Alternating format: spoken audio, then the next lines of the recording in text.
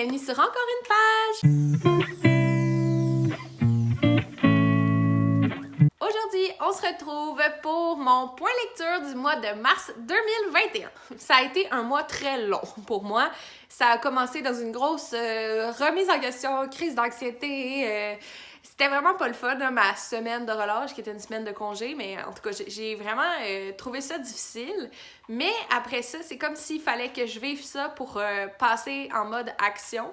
Puis c'est ça, je parle surtout en lien avec mon travail puis mon salaire, là, c'est des gros questionnements que j'ai en ce moment. Puis ben là, je suis entrée en mode action.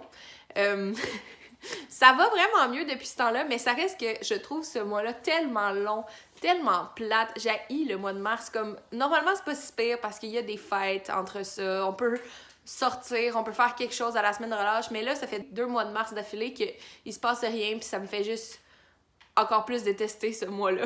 Je le trouve plate, je le trouve long. Bref, sinon, ça va quand même mieux que la dernière fois que j'ai fait un update sur mon état. Je me sens un petit peu plus en forme, un petit peu plus heureuse. Je pense que je suis pas au top de mon humeur, mais ça va de mieux en mieux. Au mois de mars, j'ai lu 9 livres. Je pense que dans mes 2 derniers points de lecture, je disais j'en avais lu 10, puis j'en ai lu 9. En tout cas, c'est constant, j'en ai lu 9 à chaque mois. Ce mois-ci, je me suis vraiment attaquée à des plus grosses briques et j'ai lu, sur les 9 livres, j'ai lu 6 bandes dessinées. Fait que, normalement, je commence par les bandes dessinées, mais là, comme c'est le cœur de mon point lecture, je vais plutôt commencer avec les romans. J'en ai seulement un en ma possession, tout le reste, je l'avais emprunté, donc j'ai dû aller les retourner parce que la date arrivait, puis je voulais emprunter d'autres livres, puis là, j'avais pas le choix. Normalement, j'essaie de les garder, mais là, bon... je l'ai pas. On va commencer avec la section romans. Le premier roman que j'ai lu, c'est le tome 4 de La Passe Miroir, qui est La Tempête des échos, et c'est publié chez Gallimard Jeunesse. C'est écrit par Christelle Dabo. Je crois que je l'ai jamais dit comme il faut. Dabo. Donc, dans cette histoire-là, ben, en fait, on termine la saga de La Passe Miroir. C'est le dernier tome, la conclusion. On va retrouver Ophélie, qui est toujours sur l'Arche de Babel, qui doit essayer de trouver qu'est-ce qui se passe avec Eulalie Dieu et qu'est-ce qui se passe aussi avec l'autre. Toutes les intrigues sont censées se terminer. Et je peux pas vraiment en dire plus là, parce que c'est le dernier tome, fait que si j'en parle plus, ben là, ça va spoiler. J'ai pas tant aimé ça. En fait, je suis comme neutre. J'étais comme satisfaite de que certaines intrigues soient terminées ainsi. Tu sais, c'est pas nécessairement ce que j'aurais aimé, mais ça allait. Puis d'autres que j'étais comme, mais pourquoi on m'a fait lire 100 pages ou 200 pages dans 4 romans à ce sujet-là, puis qu'on revient pas sur ça, tu sais.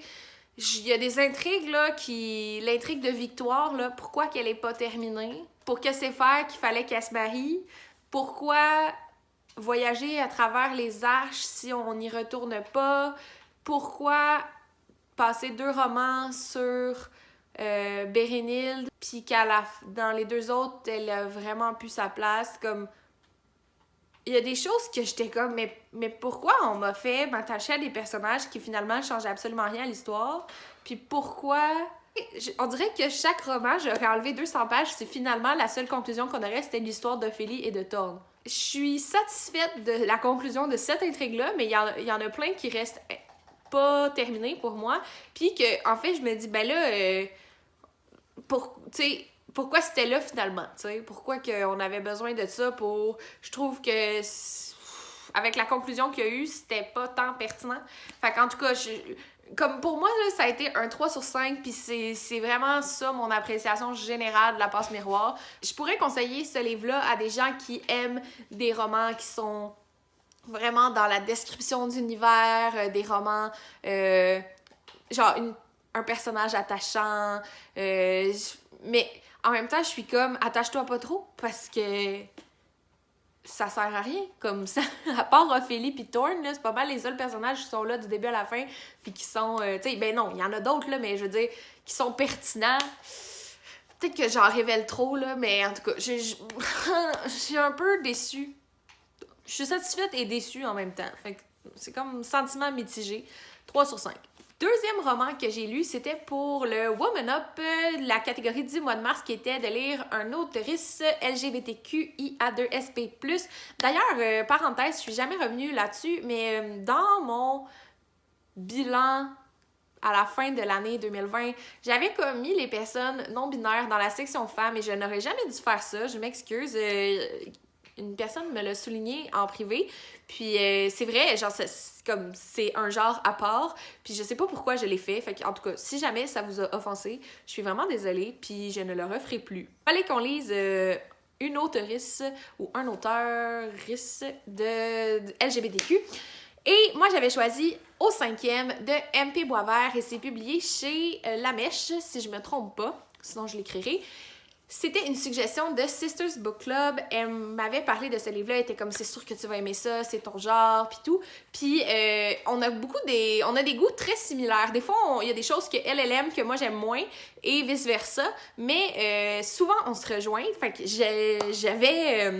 j'avais pris sa suggestion, puis je m'étais dit, il va y avoir un moment parfait pour que je le lise, et ce moment est arrivé. Dans cette histoire, on va suivre 5 colocataires. Alice... bon, c'est ça, j'oublie toujours les noms, comme d'habitude. 3 filles et 2 garçons qui habitent ensemble, mais c'est un peu une relation de polyamour. Il y a un nouveau...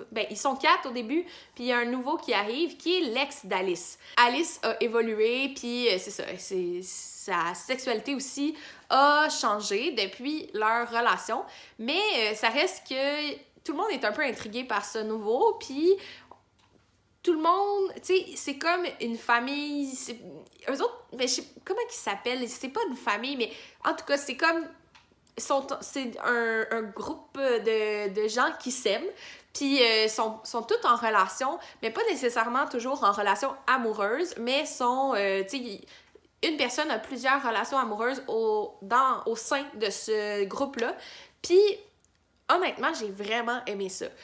Je sais qu'il y en a qui trouvaient que c'était comme un peu voyeur parce qu'on avait l'impression parfois d'être dans leur intimité. Mais moi, j'ai comme pas de problème avec ça. Genre, je pense que j'ai un côté voyeur. Puis c'est ça, j'apprécie entrer dans l'intimité, surtout dans un roman. Là, on dirait que c'est comme permis. Bizarre, en tout cas. Mais j'ai vraiment trouvé ça le fun. J'ai trouvé ça le fun parce qu'on suivait aussi, genre, chaque chapitre avait le point de vue de chacun des personnages. Donc, tu sais, mettons, chapitre 1, il y avait comme 5 sections avec les 5 personnages. Puis, ça permettait aussi de voir les perspectives de tout le monde là-dedans. Puis, j'ai trouvé ça vraiment sain, comment c'était géré. Il y avait des relations homosexuelles, il y avait une personne transgenre, il y avait aussi des relations hétérosexuelles, la bisexualité, en tout cas. Il y avait vraiment beaucoup d'orientations différentes. Il y avait des gens aussi qui exploraient, qui savaient pas trop encore quelle était leur identité ou leur orientation. Puis, j'ai juste vraiment trouvé ça bon. Comme, c'était une belle histoire. Les personnages sont vraiment intéressants à suivre, pas nécessairement attachants parce qu'on les présente avec leurs défauts comme des humains, genre c'est vraiment réaliste, puis on dirait que j'avais comme envie de faire partie du groupe d'amis, pas nécessairement dans le groupuscule là, d'amour, là, mais comme graviter autour de cette gang-là, comme être une personne qui fait partie de leur entourage, comme je les trouvais vraiment cool. Je sais pas, il n'y a pas vraiment de résumé là, autre qu'on les suit dans leur quotidien après l'arrivée d'un nouveau colocataire, puis ils vont devoir comme s'adapter et lui aussi. Donc, c'est pas mal ça pour Au cinquième, mais pour moi, c'est un 4.5 sur 5. J'ai vraiment, vraiment aimé ce livre-là. Ensuite, dernier roman que j'ai lu, c'est un service presse qui m'a été envoyé par Luc Gianetti, l'auteur du Portail d'Athénard, La légende des milieux, et c'est publié chez Jet d'encre. Je me suis rendu compte l'autre fois que je pense que je montrais mes livres comme ici, puis on voyait jamais rien, mais bon, là, j'essaie de me reprendre. C'est un roman de fantasy, en fait. On va suivre un groupe de jeunes qui vont tenter de trouver un portail parce que la ville est en train de s'effondrer et il y a une légende qui raconte que il y a comme une personne, le fantôme, qui pourrait sauver la ville. Mais c'est ça, le portail, ça fait des années qu'il est comme disparu, mais il réapparaît après qu'il y ait eu comme un tremblement de terre. Puis les jeunes vont essayer d'aller le trouver parce que ce portail-là, il y a une légende qui est autour. Puis on va comme voir un peu la montée des méchants versus les gentils. Puis aussi du monde qui sont entre les deux puis qui tergiversent du début à la fin. Moi, pourquoi j'ai accepté de recevoir ce service presse-là? Parce que c'est la première fois que je disais oui. C'était pas la première fois qu'on m'offrait quelque chose, mais souvent c'était comme en dehors de mes goûts. Celui-là, même si c'est de la fantasy, premièrement, cet hiver, je suis vraiment dans une passe lecture de l'imaginaire, littérature de l'imaginaire. C'est parce qu'il y avait un fantôme, puis ça avait plus rapport à ce que je voyais au départ. C'était comme plus en lien avec... c'est ça, là, les ténèbres, les fantômes.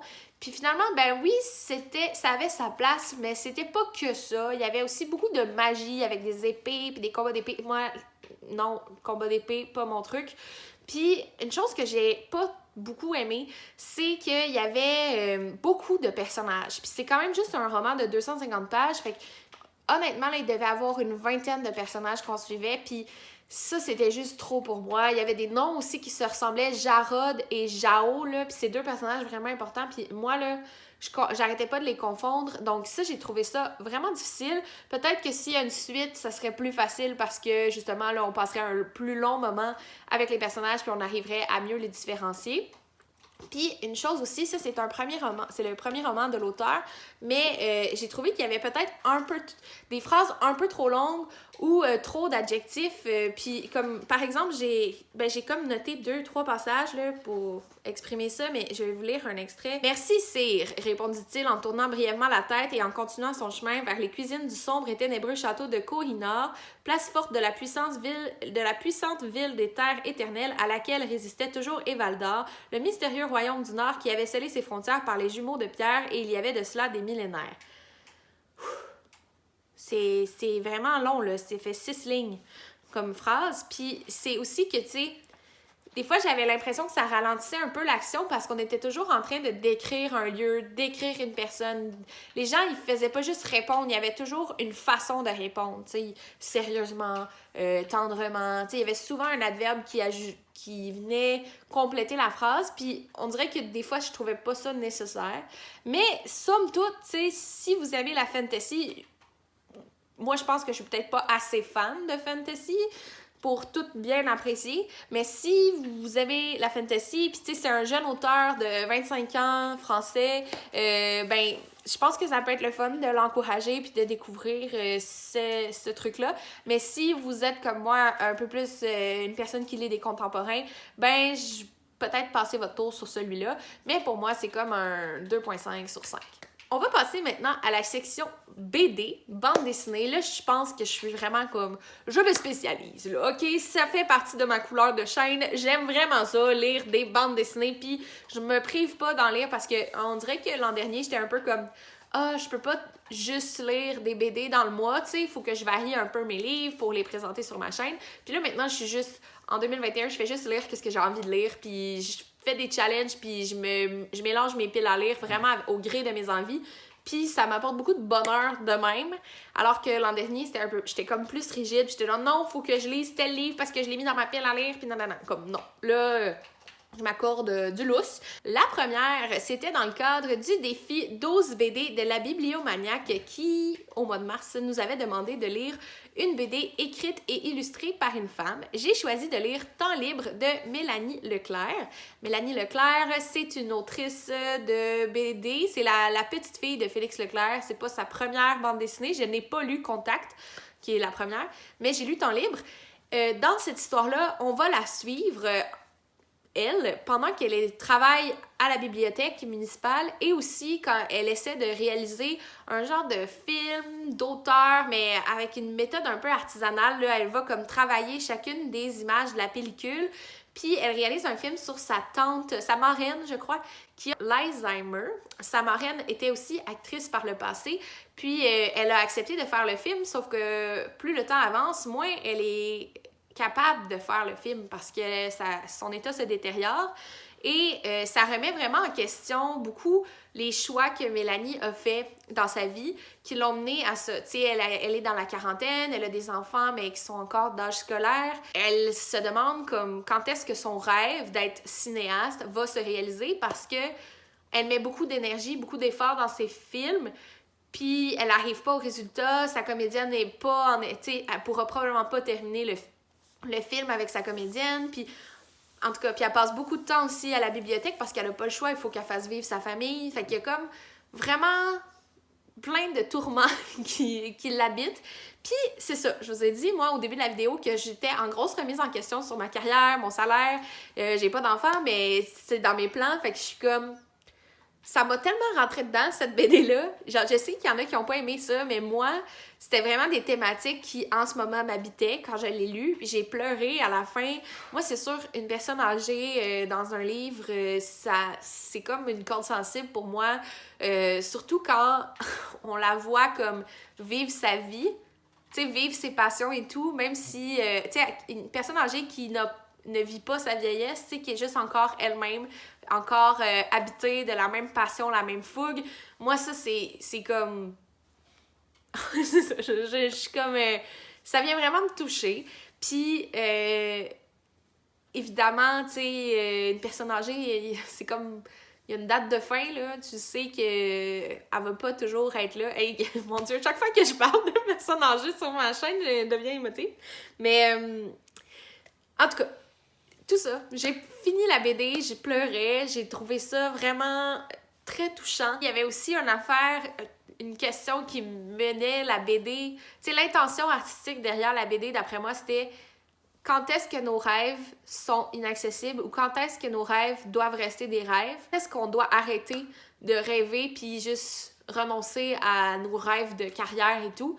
Puis, c'est ça. Moi, c'était des questionnements que j'avais beaucoup en ce moment parce que je me demande est-ce que j'ai fait le bon choix de carrière parce que oui, j'adore ce que je fais, mais j'arrive pas à en vivre correctement. Fait que c'est ça. En tout cas, on va passer à une prochaine BD, là. Mais pour ce qui est de ça, là, moi, c'était un 5 sur 5. J'ai vraiment aimé Temps libre de Mélanie Leclerc. Deuxième BD que j'ai lu, c'est Tulipe de Sophie Guérive. C'est le premier tome d'une série. Si vous avez peut-être déjà vu les images de Tulipe, le petit ourson, circuler sur Internet. En fait, comme beaucoup de BDistes en ce moment ou dans les dernières années, Sophie Guérive a commencé sa bande dessinée sur Internet avant de les publier parce qu'il y avait vraiment un engouement autour de ces petites histoires. Dans le fond, Tulipe, c'est un ours très philosophique, très anxieux et il y a plein d'amis autour de lui. Là, il y a le serpent, je me rappelle pas comment il s'appelle. En tout cas, ils ont tous des noms, là. C'est vraiment cute. Mais le serpent, il est comme vraiment à la recherche d'une raison de vivre, là, puis comme va vraiment faire des quêtes initiatiques. Il y a une espèce de... L'arbre est tout le temps juste là, tu sais, mais comme il parle pas, puis les gens le prennent vraiment pour acquis, fait qu'il va quand même... Tu sais, on va avoir accès à ses réflexions, puis c'est vraiment très drôle. Il y a aussi la roche qui se fait un peu malmener par tout le monde, parce que c'est juste une roche. Puis il y a l'oiseau aussi qui est comme à la recherche de l'amour. En tout cas, c'est comme des personnages d'animaux, mais qu'on peut vraiment s'imaginer comme des jeunes adultes parce qu'ils sont vraiment en grand questionnement sur la vie. C'est très philosophique. Puis aussi, je trouve que ça aborde des thèmes de santé mentale sans les aborder de front. C'est comme détourné. Puis en tout cas, pour ce qui est de l'anxiété, tous les personnages en vivent un peu à différents niveaux, que ce soit de l'anxiété sociale, de l'anxiété de performance, de l'anxiété par rapport genre à l'environnement, là, tu sais, des stress, des stimuli là, externes. Juste pour être une personne anxieuse, je me suis tellement reconnue dans certains personnages, puis j'ai vraiment hésité à les reporter mes livres parce que j'aurais voulu vous montrer comme certaines de mes planches préférées, mais pour ce qui est de Tulipe, pour moi, c'est un 5 étoiles. J'ai vraiment aimé cette bande dessinée-là aussi, et je vous la conseille chaudement. Et finalement, pour les 4 prochaines BD dont je vais vous parler aujourd'hui, c'est une série, c'est Glorieux Printemps de Sophie Bédard et je crois que tout ça est publié chez Pow Pow. Glorieux Printemps, on suit un petit groupe d'adolescents, surtout trois ou quatre adolescents qui sont en secondaire 5. Donc, les 4 tomes, ça dure à peu près 1 an et demi. Donc, toute leur dernière année de finissant, plus le début du cégep. Et l'été, bien entendu, là, entre les deux. Ça va être encore, on dirait que c'est des thèmes qui reviennent en ce mois-ci, mais c'est vraiment les relations amoureuses, la découverte de soi, imposer ses limites, le choix de carrière aussi, comme devenir un adulte. Je pense qu'on appelle ça des coming of age, ce genre de thématique-là. Mais j'ai bien aimé.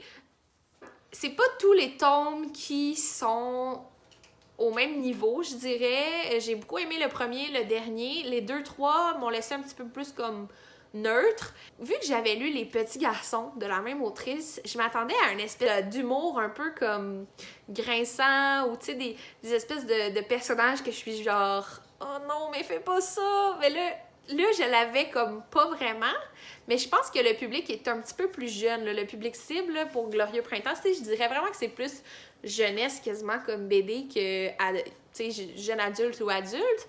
Mais j'ai vraiment trouvé ça le fun comme BD. C'est bien, je le recommande. Si ça vous tente, quelque chose de léger, de feel good, c'est dans ce style-là. J'ai pas vraiment d'autres choses à ajouter sur cette BD-là, fait que pour l'ensemble de la série, pour moi, c'est comme un 3.5 sur 5. Et voilà ce qui conclut mon point lecture. J'espère que vous avez apprécié ma vidéo. Dites-moi un livre qui vous a vraiment marqué en mars ou que vous aimeriez lire en avril. N'hésitez pas à liker et à commenter ma vidéo. Sur ce, je vous souhaite du succès dans vos projets et dans votre vie et on se revoit très bientôt. Bye!